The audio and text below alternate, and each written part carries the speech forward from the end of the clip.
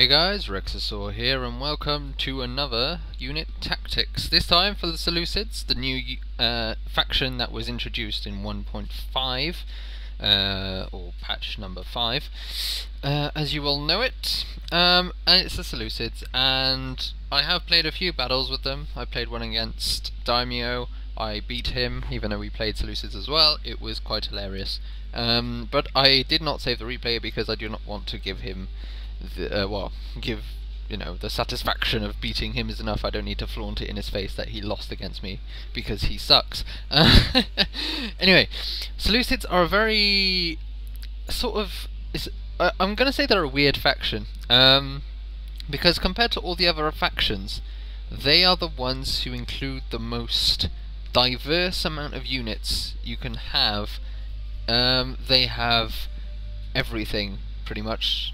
The only things they don't have legionnaires. Like if you remember, in the original Rome, they did have silver shield legionnaires, which were basically legionaries. Here they don't have them. They have silver shield swordsmen instead, which are practically that. But yeah, they have a lot of everything. And one thing you can definitely see they have a lot of is a pick of generals. Now, as it will be, I will always go for Hellenic Cataphracts as the general. It's very expensive, but you know, it's a general. So you know, that's how it goes.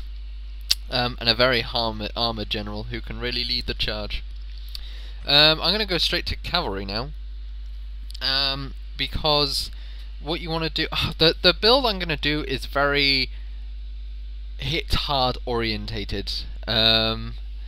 So it's going to seem a little like, holy crap, what you doing? But I'm going to go for hit hard before infantry.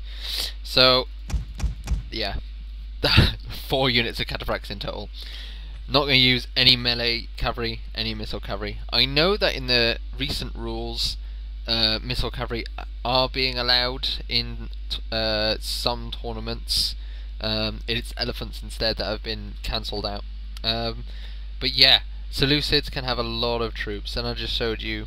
Between Agama cavalry and cataphracts, you have quite a lot of difference in armor, health, melee defense. Basically, Agama cavalry are just as good as cataphracts, but have a lot less health and armor. And cataphracts can last a lot longer. So in fact, instead of using cavalry, the reason you pick cataphracts is because there's going to be a cavalry battle, and although you don't want to take melee cav, because although the melee cav will win in a battle of cavalry, they're not good for shock. Cataphracts are the sort of middle ground when it comes to melee, because they're better than missile cavalry basically. But on the charge they are so devastating. You know, cataphracts are basically unnecessary when you can get them. But they've also got chariots. I'm not going to take any, but chariots, pretty good. We've sort of covered them in the Iceni area. They have a lot of missile cav if you're interested in that. I'd recommend the camel archers myself, because they're on camels, and camels have a special abilities called scare horses, which is incredibly useful when facing off against horses, believe it or not. Melee cavalry wise, all of them are pretty good, but most of them are spearmen rather than being swordsmen, which means they do have bonuses against cavalry. But that, you know, so are cataphracts. Although cataphracts, instead of having spears, they have, well, I'm going to call them lances, but that's not their technical term.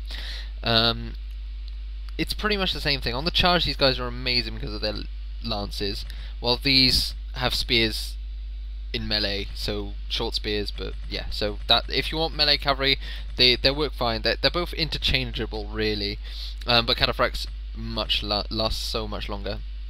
Anyway, let's go back to how we were going through it. Anyway, melee infantry, they have either silver shield swordsman, royal peltasts, thorax swordsman, or hillman. Now, royal peltasts are known throughout all the Hellenic factions. They are basically some of the elite, but the Seleucids have the silver shield swordsman. Sorry, that's the pikeman. That's the pikeman. There it is. Sorry, I'm failing. The silver shield swordsman is a very, very elite version of the Peltast.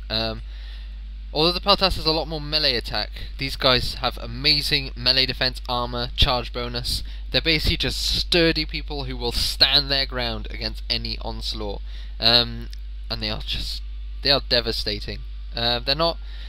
I wouldn't say that's not what I'm going to make my main army from, but I am going to have a flank of 2. My money has gone down drastically with those units. I'm not going to go for any hillmen, although they are very good cannon fodder. Instead, I'm going for the wrong thing. I'm going to go for these pikemen, or thorax. I'm going to go for pikemen. I'm going to have a nice 6 units, 1, 2, 3, 6 units of pikemen to really form the line. Now remember, the Silver Shield Swordsmen actually have the Inspire ability, I think. Encourage, vomit, no, where are you? Discipline, no?